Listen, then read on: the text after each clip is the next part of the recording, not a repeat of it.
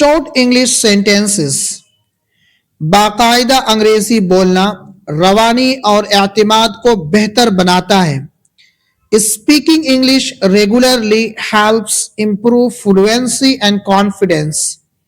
روزانہ چھوٹے جملے بنانا بولتے وقت ڈر کو کم کرتا ہے.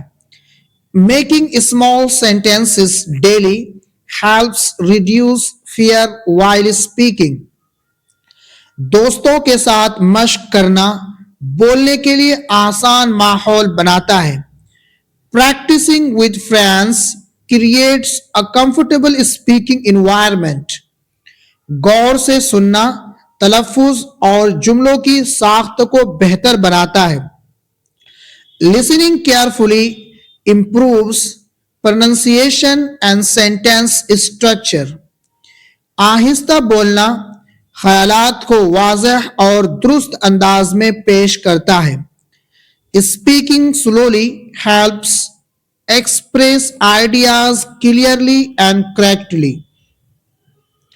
غلطیاں سیکھنے کا حصہ ہے اور مشق کو نہیں روکنی چاہیے.